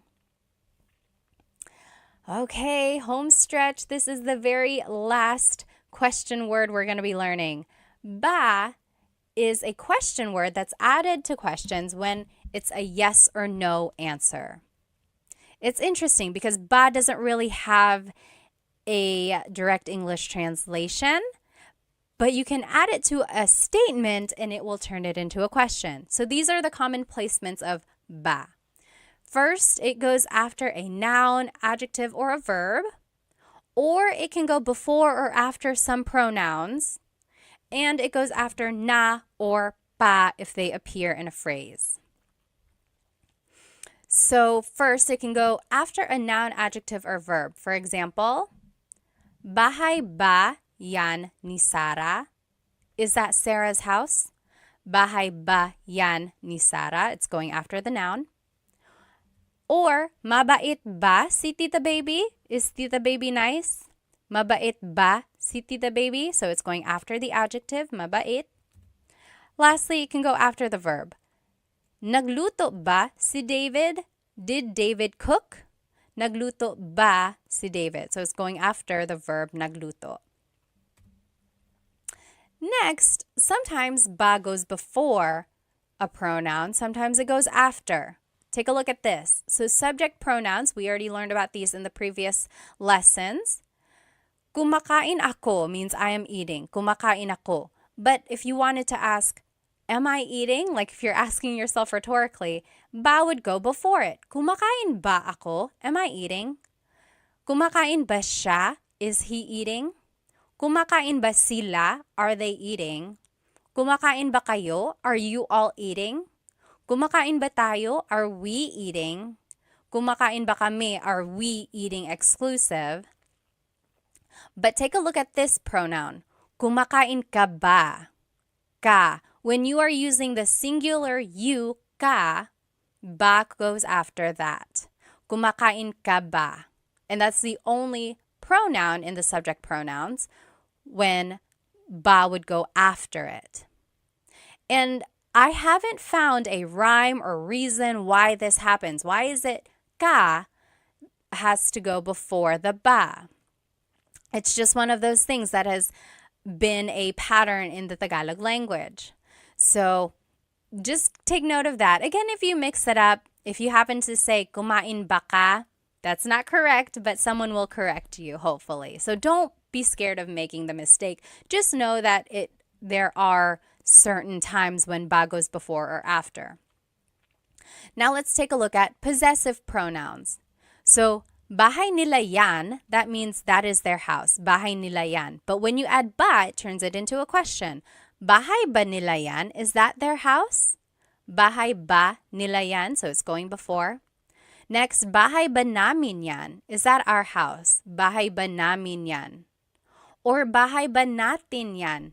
Our house inclusive, bahay ba natin yan? So those three examples, ba is going first. Now take a look at the last four examples. Ba is going after the pronoun. Bahay ninyo ba yan? Ninyo can be interchangeable. I've actually heard it bahay ba ninyo yan and bahay ba ninyo yan. So I've heard ba go before and after the pronoun for ninyo. Next, bahay mo ba yan? Bahay mo ba yan? Ba is going after the pronoun. Bahay ko ba yan? Bahay ko ba yan? And bahay niya ba yan? Bahay niya ba yan? Niya is another pronoun where I've heard both. Bahay ba niya yan? But mo and ko usually go before ba. So it's tricky. This slide is just to show you that it can be tricky when using ba and pronouns. I would say practice it. Also listen to native Tagalog speakers or listen to Tagalog movies and you will see you will hear where ba naturally goes. Okay? Again, it's unclear why ba goes before or after some pronouns. And there's no rhyme or reason that I know of. If anyone knows of a reason, please let us all know because I'd love to know. Next, ba goes after the words na or pa if they appear in the question. So na means already, na means already, pa means still. For example, natulog na ba si ate? Did big sister go to sleep already? Natulog na ba si ate? Or gising pa ba si kuya? Is big brother still awake? Gising pa ba si kuya? There's pa and it means still. Is he still awake? Kumain na ba kayo? Have you eaten already? Kumain na ba kayo? Na is right there and that means already. And lastly, busog pa ba kayo? Are you all still full? Maybe you ate a lot. Busog pa ba kayo? What's interesting is that when you take out the word ba, then these are all just statements. Natulog na si ate. Ate is asleep already. Natulog na si ate. As soon as you add the word ba, it turns it into a question. Natulog na ba si ate? Did ate go to sleep already? Same with busog pa kayo. Busog pa kayo. You all are still full. You're full. You ate a lot. You're still full. Busog pa kayo. But as soon as you add ba, it turns it into a question. Busog pa ba kayo? Are you still full? Very interesting how this small word can make a big difference. So now here are just some other ba uses. Talaga ba means, is that so? Talaga ba? Talaga means really. And when you add ba, it means, oh, really? Is that so? Hindi ba? That means, is it not? So it's like, hey, these are not the right tickets. And you're like, hindi ba? It's not? And then oo ba means sure. Like, hey, do you want to come with me? Oo ba? Okay, sure. Oo ba? Now, you can add ba to any of the question words that we learned, and it kind of works as an emphasis. We already saw some of these. Ano ba means what the heck? Ano ba? Bakit ba means why with emphasis. Bakit ba? Sino ba? Like who with emphasis. Like if someone is like, hey, someone's knocking at the door, they're really knocking, they're knocking really hard, and you're like, sino ba? Who is it? And again, same with those other question words. Saan ba? Ilan ba? Kailan ba? It's just asking it more with an emphasis. Alrighty, last set of practice questions here. Let's practice ba, and here are the placements of ba. Remember, they go after a noun, adjective, or verb. They go before or after some pronouns, and then they go after na and pa if they appear in the question. Let's do the first one. Kumain ka ng almusal. We have to change the statement into a question by adding ba. So, kumain ka ng almusal means you ate breakfast. Where would ba go? Kumain is a verb, so it would probably go after that. Let's see. Kumain ka ba ng almusal? So it actually goes after ka because it is the pronoun, one of the pronouns that go before ba. Tricky, right? It's just one of those things that we'll have to memorize. So, kumain ka ba ng almusal means you ate breakfast. Did you eat breakfast? Pause the video now and then we will do the rest in just a minute. Okay, welcome back. Number 2, nasa eskwelahan na ang mga bata. The kids are at school already. Nasa eskwelahan nasa eskwelahan na ang mga bata. The answer would be, nasa eskwelahan na ba ang mga bata? Nasa eskwelahan na ba ang mga bata? So there's the word na, ba would go after that. Next, galit si nanay, mother is mad. Galit ba si nanay? Galit is an adjective, so ba would just go after that. Rule number 1.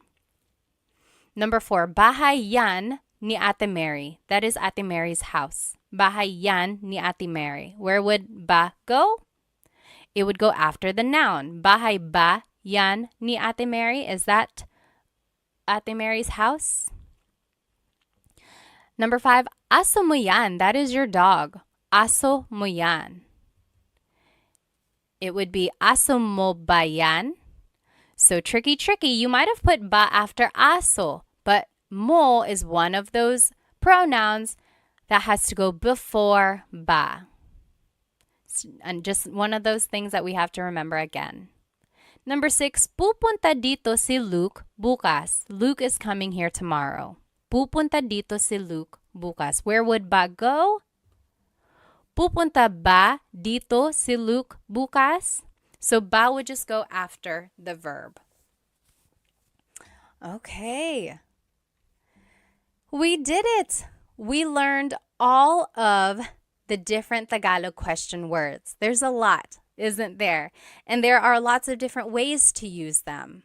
But let's go ahead and review them. So, ano means what? Ano. Bakit, why, bakit. Saan, where, saan. Kailan, when, kailan. Sino, who, sino. Kanino, whose, kanino. Paano, how, paano. Ilan, how many,